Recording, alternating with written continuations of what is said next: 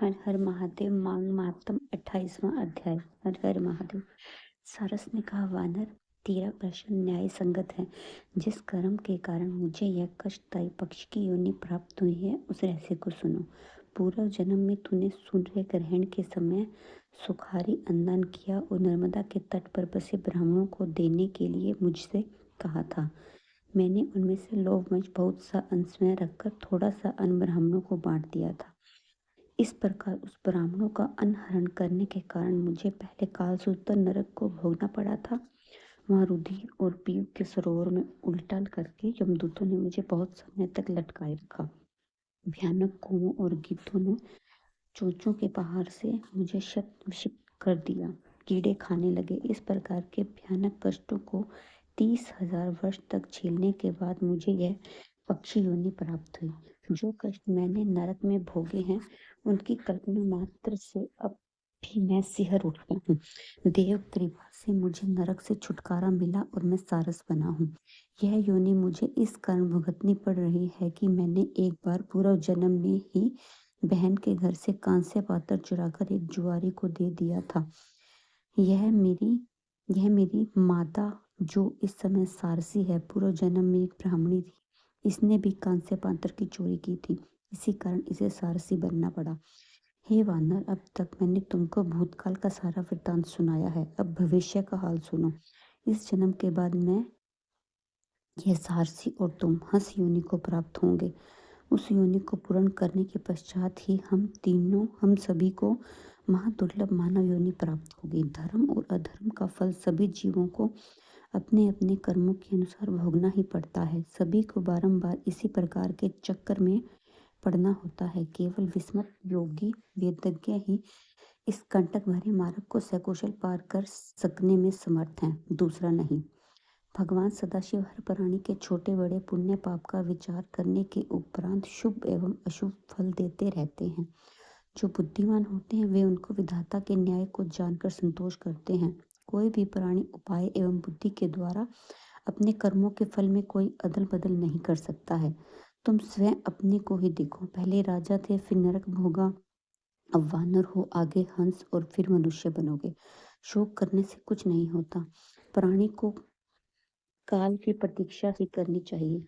मैं यह सब ज्ञान होते हुए भी धैर्य पूर्वक प्रभु की माया के वशीभूत हुआ। सारसी के साथ इस वन में रहता हुआ काल की प्रतीक्षा कर रहा हूँ। तुम भी वही करो। वानर बोला, हे ज्ञानी, तुम्हारा कर्म उत्तम है, जो तुम्हें पूर्व जन्म की स्मृतियां शेष हैं और भविष्य को जानते हो। मैं बारंबार तुमको नमस्कार करता हूँ। तुम्हारे कथन के द्वारा मेरा अज्ञान नष्ट हो गया है। तुम भी कल्याण पूर्वक इस वन में सारसी के साथ निवास करो। प्रेत ने कहा, हे विप्र, सारस के इन्हीं वचनों को मैंने नदी के तट पर सुना था। उसके वचनों को सुनकर मुझ में ज्ञान उपजा है और मेरे शोक का नाश हुआ है। श्री गंगा जी के पवित्र जल का आश्चर्यजनक महात्म जानकर ही मैं आपसे उनकी याचना करता हूँ। मैंने इस पर्वत पर श्री गंगा जी के पवित्र जल का आश्चर्यजनक चमत्कार देखा है। मैं जानता हूँ कि इस पवित्र जल के पीने से अवश्य ही मैं इस प्रेत योनि से मुक्त हो सकूंगा। ऐसे समय में परियात्रा से उत्पन्न हुए किसी ग्राम योजक ब्राह्मण ने इसे विंध्याचल पर एक अयोग्य पुरुष से यज्ञ करवाया था। फलस्वरूप वह ब्राह्मण राक्षस हुआ। हमारे साथ उस ब्राह्मण ने उस राक्षस योनि में 8 वर्ष व्यतीत किए थे। उस ब्राह्मण के पुत्र ने एक बार अपने पिता की अस्थियां लेकर उन्हें कनकल क्षेत्र में जाकर श्री गंगा जी में विसर्जन किया। उसी क्षण उस ब्रह्म राक्षस की मुक्ति हो गई थी।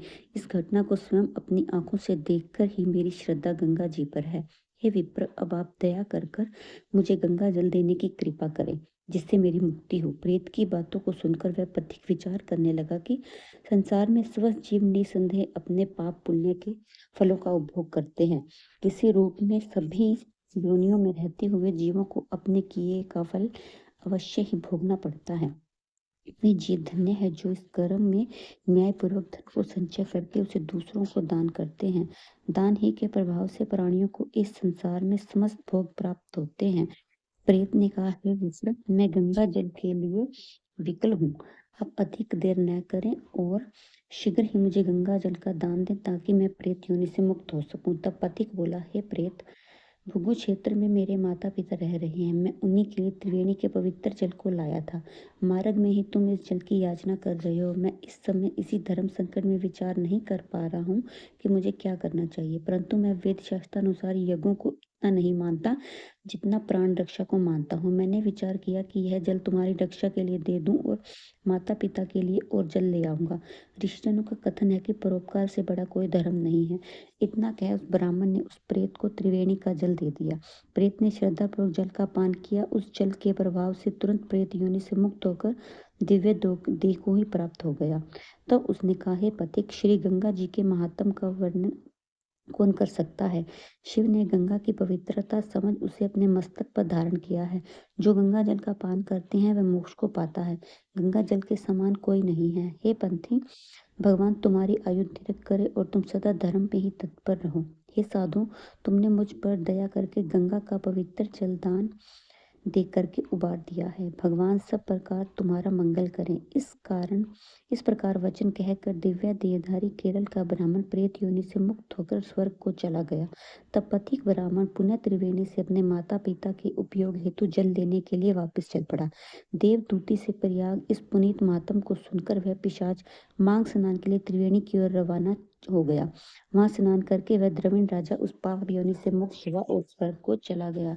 हर हर महादेव। 28वां अध्याय संपूर्ण हुआ। हर हर महादेव।